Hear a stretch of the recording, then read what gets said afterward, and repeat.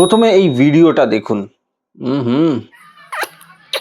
হ্যাঁ, তো দেখলেন এখানে হচ্ছে নেতানিয়াহুর সাথে একদম খুবই ক্লোজ একটা ইন্টিমেট একটা কানেকশন দেখানো হলো, কিন্তু তারপরে যেই মোদিজি ঘরে ফেরত আসলেন, মানে ইন্ডিয়ায় ফেরত আসলেন, আর সঙ্গে সঙ্গে নেতানিয়াহু অ্যাটাক করে দিল ইরানের উপরে। আর এখন তো সবাই জানেন যে গ্যাস সাপ্লাইয়ের একটা গন্ডগোল দেখা দিয়েছে। এখন আপনারা নিউজ পেপারে হয়তো পড়েছেন যে যেই গ্যাসটা 21 দিনের মাথায় আপনারা বুক করতে পারতেন, মানে রিফিল বুক করাতে পারতেন, এখন ওটা 25 দিন করে দিয়েছে।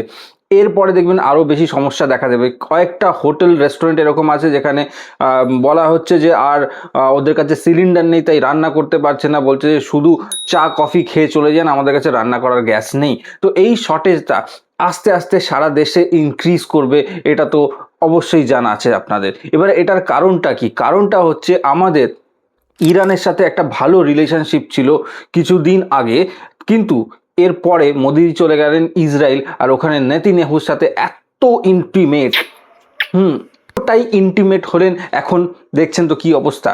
এখন স্টেট অফ হরমুজ এই জায়গা দিয়ে কোনো শিপ আসতে দিচ্ছে না, শুধুমাত্র রাশিয়া আর চায়নার শিপই ঢুকতে পারবে।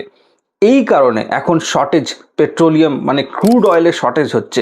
আর আপনারা জানেন সব কিছুরই কানেকশন রয়েছে ক্রুড অয়েলের সাথে, ওটার সাথে এলপিজিরও কানেকশন রয়েছে। তাই এই সমস্যাটা দেখা যাচ্ছে। ইন ফিউচার মনে হচ্ছে আরও সমস্যা হবে গ্যাস নিয়ে।